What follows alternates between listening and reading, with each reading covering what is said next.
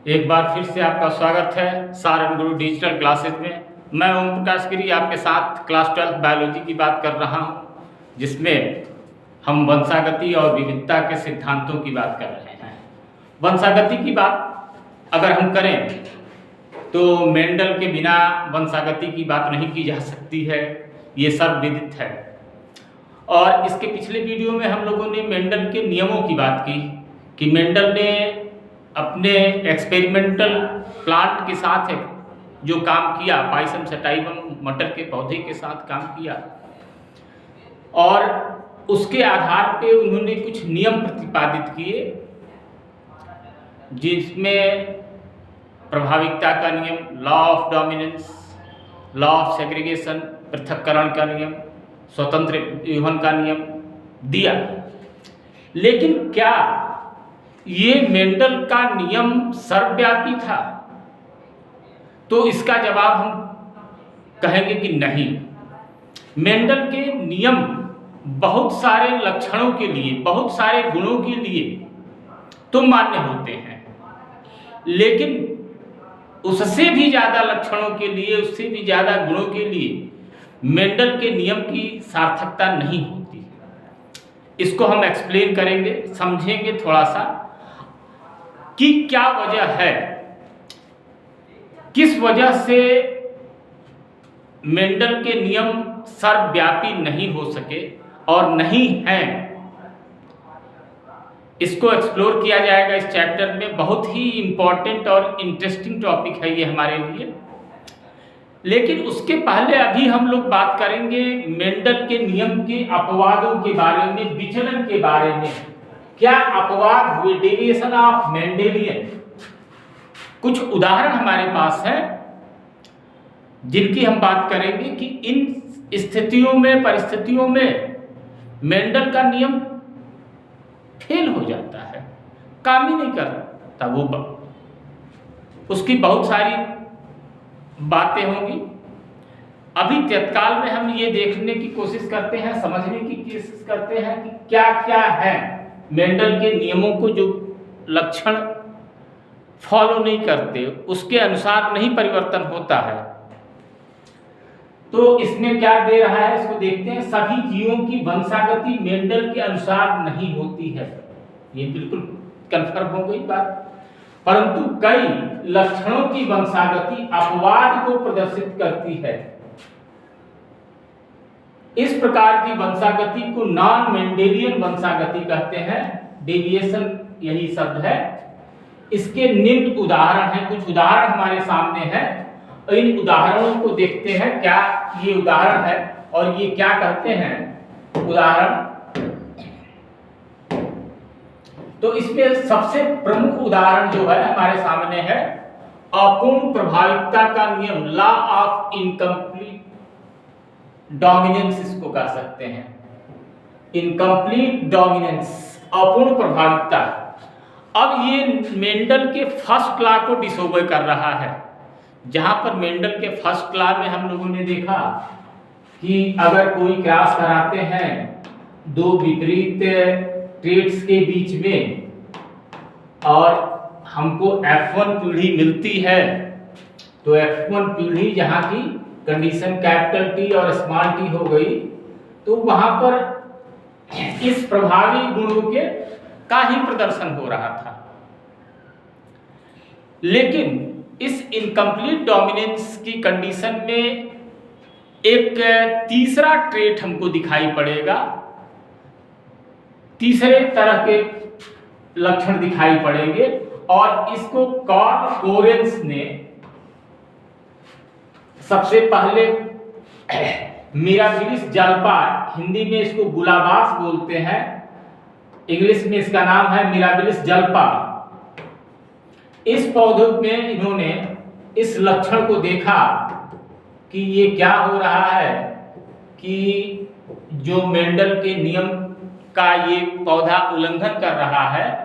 तो इसमें इन्होंने क्या करा है, जब दो अलग अलग उपलक्षणों ट्रेट्स वाले पौधों के बीच संकरण कराया गया, तो प्रथम पीढ़ी में न तो प्रभावी लक्षण दिखाई देते हैं और न ही अप्रभावी दिखाई पड़ते हैं। कोई दोनों लक्षण में से कोई नहीं दिखाई पड़ रहे हैं जो उपलक्षण थे। अब बल्कि दोनों लक्षणों के मध्य के लक्षण दिखाई दे रहे हैं, इंटरमीडिएट हो गया है। जो एक पुराना कॉन्सेप्ट हुआ करता था कि मिक्सचर होता है गुणों का, तो ये चीज यहां पर दिखाई पड़ी मिराबिलिस जल्पा के केस में। और इस कंडीशन को ये देखिए, हम जब क्रॉस करा रहे हैं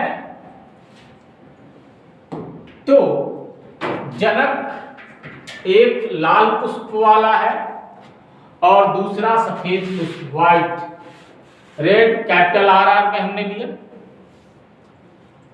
सफेद पुष्प स्मॉल आर बिल्कुल सही है, कोई दिक्कत नहीं होनी चाहिए। आप क्रॉस करा चुके हो, ये पेरेंट्स हो गए, इनके गैमेट्स ये बने जी। F1 की कंडीशन क्या आ रही है? F1 की कंडीशन में हम देख रहे हैं कि कैपिटल आर और स्मॉल आर मिल रहे हैं। अब जब कैपिटल आर और स्मॉल आर मिल रहे हैं तो मेंडल के नियम के हिसाब से, मेंडल के प्रभाविकता के नियम के हिसाब से क्या होना है? मेंडल के प्रभाविकता के हिसाब से इसको 100% लाल होना चाहिए, इस फ्लावर को लाल होना चाहिए, लाल पुष्प होना चाहिए, रेड फ्लावर होना चाहिए। मेंडल का नियम ये कहता है कि प्रभाविकता का नियम लागू होता है, प्रभाविकता का नियम होना चाहिए। लेकिन यहां प्रभाविकता का नियम नहीं लागू हो रहा है और एक तीसरी कंडीशन आ जा रही है। हमको क्या मिल रहा है? 100% गुलाबी, पिंक, रेड की जगह पिंक हो गया, पौधे मिल गए। अब जब ये पिंक फ्लावर मिल गए तो यहां पर जो पहला नियम है मेंडल का फर्स्ट लॉ, प्रभाविकता का नियम, law of dominance, law of dominance है। इस लॉ ऑफ डोमिनेंस का उल्लंघन हो रहा है। प्रभाविकता का नियम,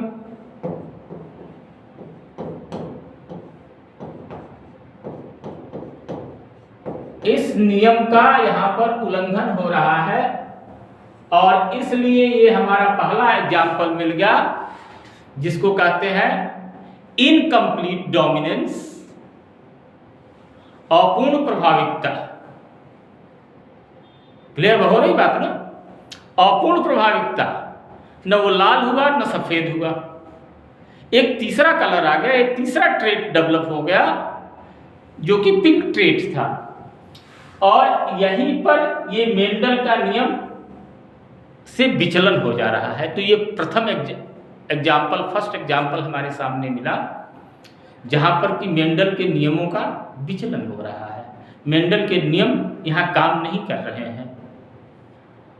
ये बहुत अच्छे एग्जाम्पल्स हैं, आपको याद रखना पड़ेगा। और भी हम जब आगे बढ़ते हैं तो देखिए क्या स्थिति हो रही है। अब मेंडल के नियम से जब हम जब F1 के 100% प्लांट्स में कलर चेंज हो रहा है, अब जब हम F2 में जा रहे हैं, आगे बढ़ रहे हैं, तो भी देखिए क्या कंडीशन हो रही है। ये गैमेट्स बने, यहां पर नियम फॉलो हो रहा है, पीओटी ऑफ गैमेट्स का, युग्मकों के शुद्धिकरण का नियम या पृथक्करण का नियम। ये तो ठीक है, ये दोनों गैमेट्स हैं, कैपिटल आर और small Y, sorry capital R और small R, capital R small R, तो ये दोनों तो अलग हो गए, अलग हो गए। लेकिन जब फिर इनमें सेल्फिंग कराई गई और F2 के पौधे हमको मिले, तो F2 के पौधों की स्थिति फिर भिन्न हो गई, डिफरेंट हो गई। क्या कंडीशन मिल रही है? अब capital R, capital R, capital R, small R, capital R, small R, अब इस कंडीशन को अगर मेंडल के नियम के अनुसार हम व्याख्या करते हैं तो हमारा यहाँ पर अनुपात होना चाहिए फिनोटाइप का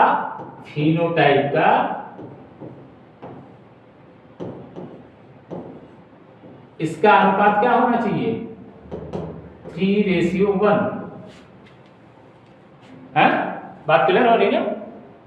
हमने मेंडल के नियम जब पढ़ रहे थे तो हमने देखा था कि F2 में भी फिनोटाइप जो मिल रहा था वो 3:1 का था। तो ये 3 क्या होगा अगर मेंडल की बात करें तो ये लाल पौधे होने चाहिए और ये 1 क्या होगा सफेद पौधा होना चाहिए, सफेद फूल होना चाहिए, पुष्प होना चाहिए, लाल पुष्प और सफेद पुष्प। लेकिन यहां स्थिति बदल गई। हाँ, जीनोटाइप में वही रेशियो दिखाई पड़ रहा है, कौन 1:2:1। अब यहां क्या एनालिसिस दे रहा है हमको, फिनोटाइप रेशियो 1:1 हो गया और जीनोटाइप रेशियो भी 1:1 है, यानी कि जीनोटाइप और फिनोटाइप दोनों रेशियो एक समान है। अब कंडीशन क्या होगी, कंडीशन कुछ इस तरह की होगी 1 रेशियो जो है वो लाल पुष्प होगा,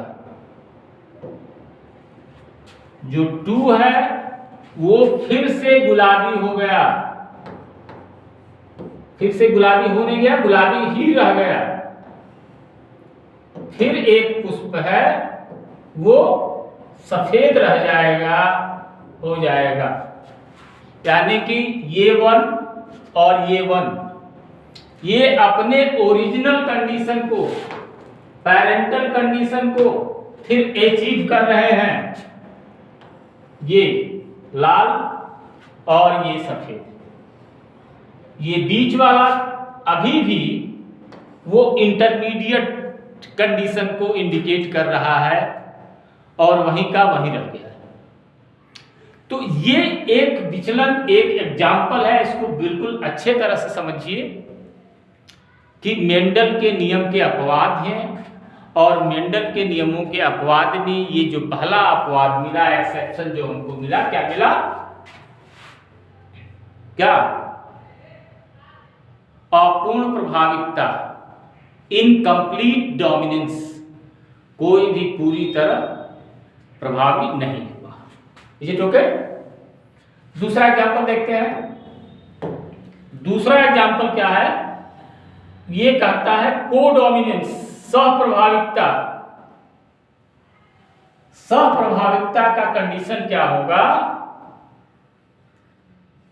कि इस स्थिति में दोनों लक्षण के जीन्स प्रभावी होते हैं, जो दोनों दिखाई पड़ेंगे। इसी एग्जांपल पर हम समझने की कोशिश करते हैं कि जब दोनों उपलक्षणों के जीन्स प्रथम पीढ़ी में साथ साथ प्रदर्शित होते हैं तो इसे सहप्रभाविकता कहते हैं।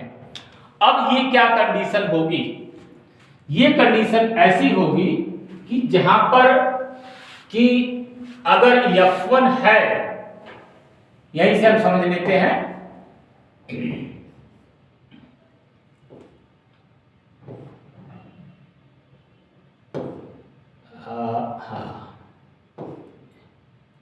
इसी एग्जांपल से हम समझते हैं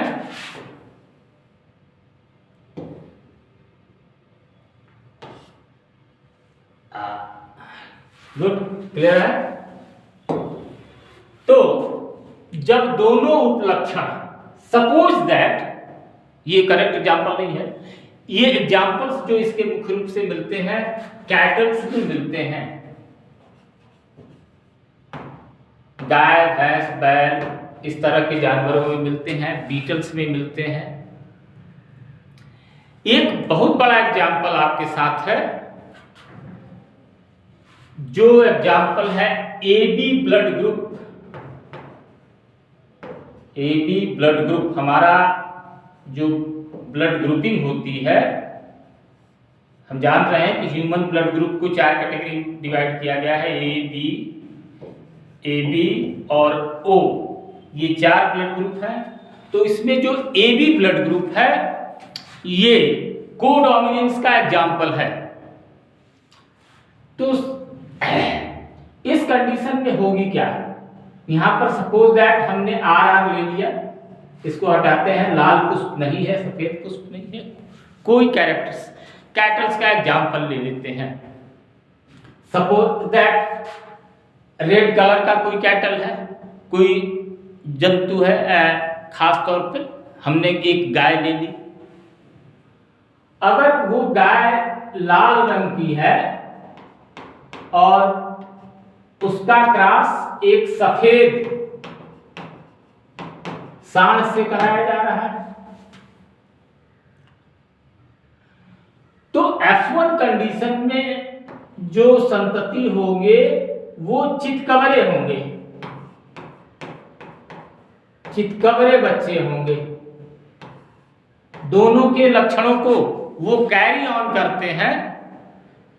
ये कंडीशन होती है जिसको कि हम सहप्रभाविता कोडोमिनेंस कहते हैं। जब दोनों उपलक्षणों, गौर करिए, दोनों उपलक्षणों के जीन्स प्रथम पीढ़ी में साथ साथ प्रदर्शित हो रहते हैं, तो इसमें दोनों लक्षण, इसके बॉडी पे रेड स्पॉट भी होगा, रेड स्पॉट भी होगा और व्हाइट पैचेज भी होंगे।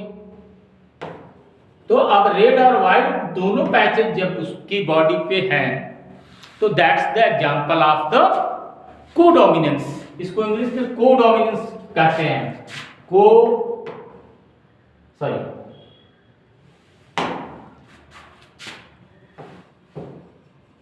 कोडोमिनेंस। इसके पहले हम लोगों ने देखा था, ये एग्जांपल जो हमारे सामने दिख रहा है ये है इनकम्प्लीट डोमिनेंस का, और ये दूसरा एग्जाम्पल है जो कि मेंडल के रूल्स को डिसोबे कर रहा है।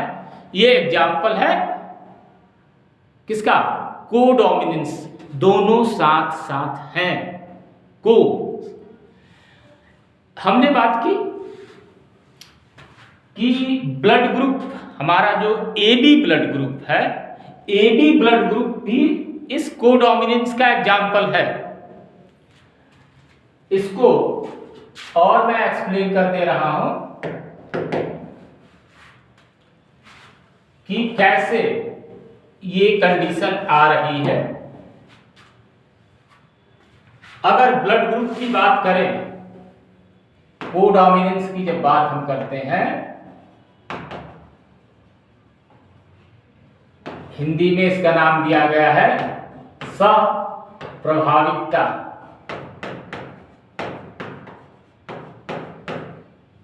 तो सहप्रभाविकता क्या है, दोनों एक साथ लक्षण दिखाई पड़ते हैं। तो इसको ए बी ब्लड ग्रुप से समझते हैं। Blood group, human blood group, ध्यान रखना, human blood group A B की जब हम बात करते हैं तो इस कंडीशन में होता क्या है, हम ये जानते हैं कि ब्लड ग्रुप का डिटर्मिनेशन एंटीजन्स और एंटीबॉडीज की वजह से होता है, और ये दो तरह के एंटीजन होते हैं। अगर ए है और बी है, तो अगर A blood group, A antigen present है तो ए ब्लड ग्रुप होगा, बी एंटीजन प्रेजेंट है तो बी ब्लड ग्रुप होगा। और जब दोनों ए प्लस बी दोनों जुड़ जाएंगे, दोनों एक साथ होंगे, तो ए बी ब्लड ग्रुप होता है ह्यूमन बीइंग के केस में।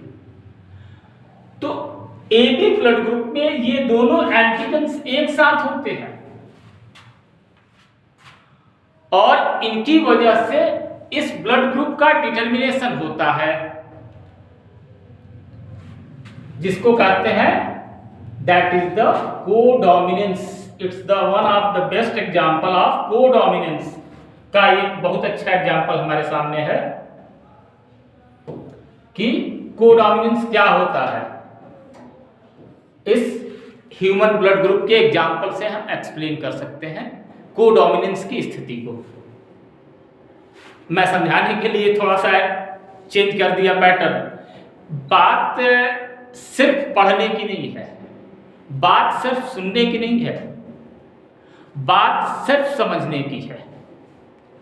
सुनिए, पढ़िए और समझिए।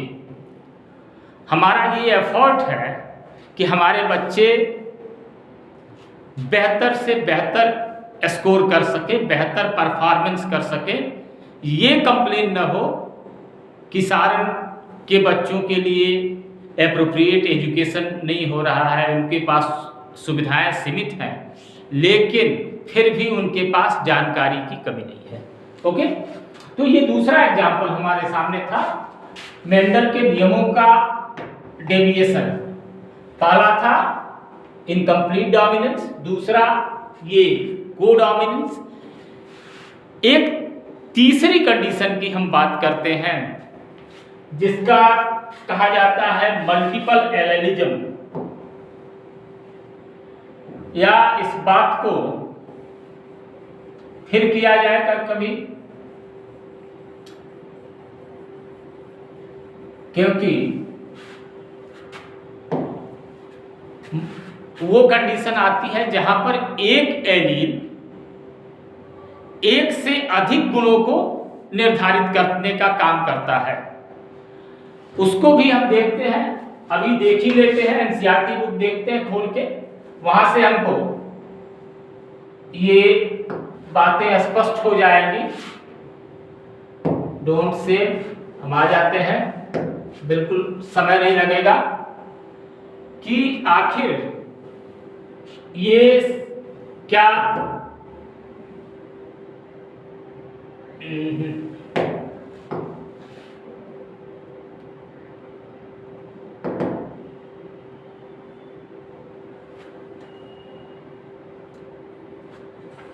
एक मिनट, ये कौन कौन से फाइल्स खुल जा रहे हैं।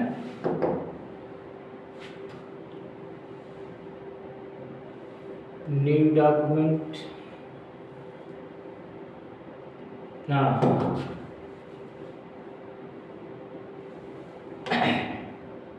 आते हैं लॉ ऑफ सेग्रीगेशन, विसंयोजन का नियम। ये हम पढ़ चुके हैं अपनी इसी के पिछले वीडियो में, और एनसीईआरटी माता के शरण में हम फिर आए हैं।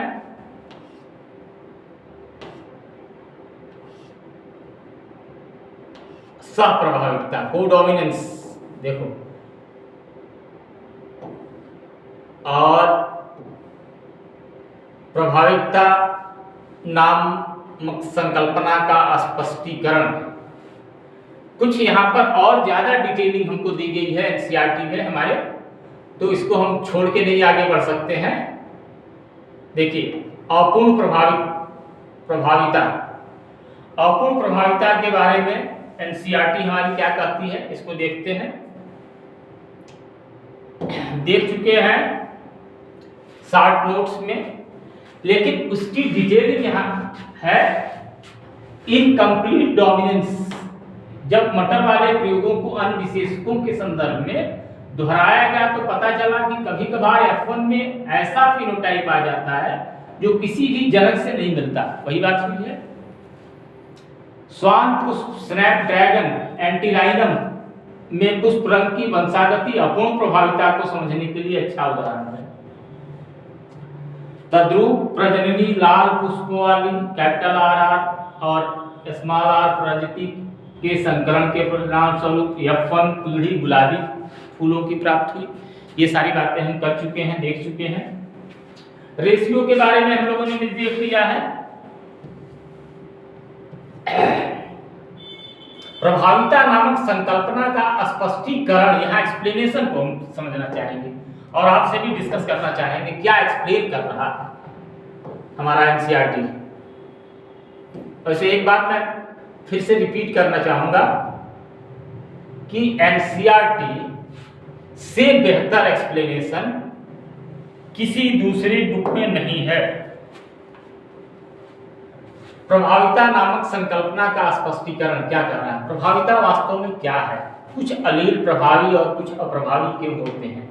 इन बातों को समझने के लिए आवश्यक हो जाता है कि जीन का कार्य समझा जाए, जीन पर फोकस किया जाए। आप जानते ही हैं कि जीन में विशेष विशेषक को अभिव्यक्त करने की सूचना निहित रहती है। जीन में सारे ट्रेट्स को एक्सप्लोर करने की कैपेबिलिटी होती है और इस कैपेबिलिटी के कारण ही जो भी कैरेक्टरिस्टिक्स, जो भी लक्षण या गुण जीवों में होते हैं वो प्रदर्शित होते हैं।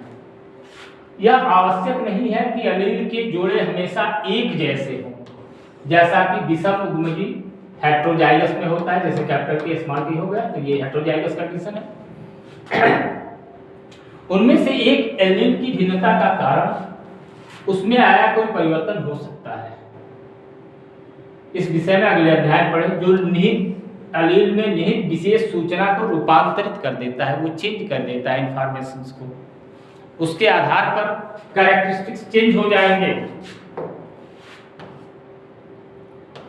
अब उदाहरण के लिए ये बहुत इंपॉर्टेंट पॉइंट है, इसकी वजह से मैं रिपीट करके वापस एनसीईआरटी पर आया। वो शॉर्ट नोट्स जो हमने प्रिपेयर किया था, लिया था, उसमें इतना डिटेल एक्सप्लेनेशन नहीं है। आइए बहुत गौर से समझने की कोशिश करते हैं। एग्जाम्पल, एक ऐसा जीन की लिया जाए जिसमें एक विशेष एंजाइम उत्पन्न करने की सूचना है। ऐसा सामान्य एंजाइम उत्पन्न करना है जैसा अधिकतर संभव है, जो एक सबस्ट्रेट S के रूपांतरण के लिए आवश्यक है, चेंज करने के लिए आवश्यक है। रूपांतरित अलील सिद्धांतन निम्नलिखित में से किसी एक परिवर्तन के लिए उत्तरदायी हो सकता है। जो चेंज हुआ है एलील हुआ, क्या कंडीशन होगी? एक तो सामान्य एंजाइम प्रोड्यूस करेगा, दूसरा क्या करेगा? कार्य अक्षम एंजाइम कार्य न करे, ठीक है। तीसरा एंजाइम की अनुपस्थिति, एंजाइम अनुपस्थित हो जाए। पहला सामान्य होगा, दूसरा अक्षम हो गया, तीसरा अनुपस्थित हो गया। अब क्या होगा? पहले परिवर्तन में रूपांतरित अलील और रूपांतरित अलील के तुल्य है, तो कोई चेंज ही नहीं है, तो कोई दिक्कत ही नहीं है, सामान्य एंजाइम है तो ठीक है। अर्थात परिणाम स्वरूप यह भी सबस्ट्रेट S को बदलकर उसी पुराने फिनोटाइप विशेषक का उत्पादन करेगा। बिल्कुल ठीक है, नॉर्मल है। किंतु जब एलील कोई भी एंजाइम नहीं उत्पन्न करता है या कार्य अक्षम एंजाइम का उत्पादन करता है तो फिनोटाइप प्रभावित हो सकता है, लक्षण बदल जाएंगे, गुण बदल जाएंगे ना, बदल गया एंजाइम। फिनोटाइप विशेषक और रूपांतरित अलील के कार्य के ऊपर ही निर्भर करता है। सामान्यतः और रूपांतरित अलील जो मौलिक रूप का प्रतिनिधित्व करती है प्रभावी होती है तथा रूपांतरित अलील अप्रभावी, जो चेंज हुआ है वो अप्रभावी रहेगा। इसलिए इस उदाहरण में अप्रभावी अलील को दर्शित होने पर या तो एंजाइम बनता ही नहीं है या बने तो कार्य क्षमता नहीं करता। ये कंडीशन है, इसी वजह से चेंजेज आते हैं। जब एलील की कंडीशन चेंज होती है तो चेंजेज आते हैं। अब कोडोमिनेंस को देखते हैं। कोडोमिनेंस को भी हम लोगों ने बात कर लिया था। यहाँ फिर डिटेल वही जो हमने ब्लड ग्रुप का एग्जांपल आपको दिया था, उसी ब्लड ग्रुप के एग्जांपल को एक्सप्लेन किया जा रहा है डिटेल में। अभी तक हम चर्चा कर रहे थे उन संकरणों की जहां F1 दो जनकों में से किसी एक से मिलता था, प्रभावी या मध्य लक्षणों वाला, इनकम्प्लीट डोमिनेंस। इसका एक अच्छा उदाहरण मानव में एरियो ब्लड सहप्रभाविकता ऐसी घटना है जिसमें F1 पीढ़ी दोनों जनकों से मिलती जुलती है। कोडोमिनेंस, हाँ, इसका उदाहरण अच्छा उदाहरण मानव में एबीयू ब्लड ग्रुप का निर्धारण करने वाली विभिन्न प्रकार की लाल रुधिर कणिकाएं हैं, कोशिकाएं हैं। एबीयू रुधिर वर्गों का नियंत्रण GI करता है। लाल रुधिर कोशिकाओं की प्लाज्मा झिल्ली की सतह से बाहर निकले हुए शर्करा बहुलक होते हैं, शुगर के पॉलीमर्स होते हैं। बहुलक का प्रकार क्या होगा? यहाँ इस बात का नियंत्रण जीन आई कर से होता है। इस जीन के 3 एलील IA, IB और स्मॉल आई इंडिकेट करता है कि यहाँ पर कोई भी एलील नहीं है, यहाँ से कोई शर्करा नहीं बनेगी।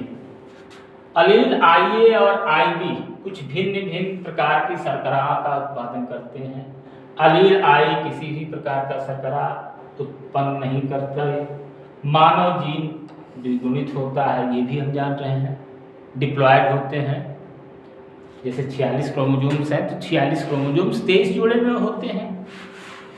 इसलिए प्रत्येक व्यक्ति में इन तीनों में से 2 प्रकार का एलील होता है, IA, IB या तो स्मॉल आई के ऊपर पूर्ण रूप से प्रभावी हो जाता है। अर्थात जब स्मॉल आई विद्यमान हो तो केवल IA अभिव्यक्त होगा, जब IB होगा तो सिर्फ IB होगा। लेकिन जब दोनों IA और IB दोनों उपस्थित हों तो ये दोनों अपने अपने प्रकार की शर्करा का अभिव्यक्त कर देते हैं। जिस अभी हमने बताया कि A और B दोनों होंगे तो दोनों एक साथ दिखाई पड़ जाएंगे। यह घटना ही सहप्रभाविता है। इसी कारण लाल रुधिर कोशिकाओं में A और B दोनों प्रकार की शर्करा होती है। 3 भिन्न प्रकार की एलील होने के कारण 6 संयोजन संभव हैं। अब इस उदाहरण को देख लो, बहुत अच्छा उदाहरण है। ये चार्ट जो बना है टेबल नंबर 4.2, आप बिल्कुल इसकी कॉपी कर लेंगे और इससे आप एनालाइज कर लेंगे। देखो, जनक A से एलील और जनक 2 से एलील, दोनों जनकों से कौन कौन से एलील मिल रहे हैं। 6 कंडीशन होगी, 1 2 3 4 5 6 7, ये 7 कंडीशंस है। तो 7 तरह के एलील पेरेंट्स के बन रहे हैं, दोनों पेरेंट्स के, और इनकी जब कॉम्बिनेशन करेंगे तो 1 2 3 4 5 6 7 तरह के संतति के जीनोटाइप होंगे और इन्हीं के आधार पर ब्लड ग्रुप होंगे। इसकी भी कंडीशन 1 2 3 4 5 6 7 हो रही है। लेकिन इस 7 में से ये दोनों एक जैसे हैं, ये और ये एक जैसे हैं और ये एक जैसे हैं, ये 3 पेयर बन गए। तो कुल मिला के हमको क्या कंडीशन मिल रही है? हमको 4 तरह के प्रोजेनिक मिल रहे हैं। 1 A वाले, 1 ये A वाले, ये है AB वाले 2, ये तीसरा B वाले और ये चौथा अकेला है जो O वाला है। इस टेबल को आप बिल्कुल तैयार कर लोगे। अब आप ये भी समझ गए होंगे कि ABO रुधिर समूहन मल्टीपल एलेलिज्म का भी अच्छा उदाहरण प्रस्तुत करता है। आप देख सकते हैं कि यहाँ पर 2 से अधिक अर्थात 3 एलील, गौर करना, 3 एलील एक ही लक्षण को नियंत्रित करते हैं। ये एग्जाम्पल हो गया मल्टीपल एलेलिज्म का, क्योंकि एक व्यक्ति 2 ही एलील विद्यमान रह सकता है। अतः बहु एलील की क्रियाशीलता समष्टि जीन संख्या के अध्ययन में ही दिख सकती है। ये तीसरा एग्जाम्पल जिसकी हम बात कर रहे थे कि एक कंडीशन और होगी जिसको मल्टीपल एलेलिज्म बोलते हैं। मल्टीपल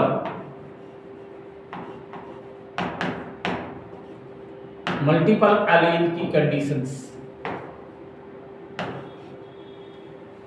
अब कभी कभी एकल जीन उत्पाद, एक जीन का उत्पाद एक से अधिक प्रभाव छोड़ सकते हैं। ये और कंडीशन एक बता रहा है। उदाहरण के लिए मटर के बीजों में मंड संश्लेषण स्टार्च सिंथेसिस का नियंत्रण एक जीन करता है। इसके 2 एलील कैपिटल B और स्मॉल b होते हैं। कुशल रूप से मंड संश्लेषण कैपिटल B संयुग्मजों से होता है और इस प्रकार विशाल मंड कण उत्पन्न होते हैं। बड़े साइज के स्टार्च के मॉलिक्यूल्स बनेंगे। इसके विपरीत स्मॉल बी सर्वमुखी मंड संश्लेषण से कम कुशल होते हैं और छोटे मंड कणों का उत्पादन कर सकते हैं, छोटे छोटे साइज के। पकने पर कैपिटल बी बीज गोल होते हैं और स्मॉल बी झुर्रीदार हो जाते हैं। गौर करना, जब मैच्योर होगा प्लांट, सीड मैच्योर होंगे तो कैपिटल बी वाले गोल हो जाएंगे और स्मॉल बी वाले झुर्रीदार हो जाएंगे।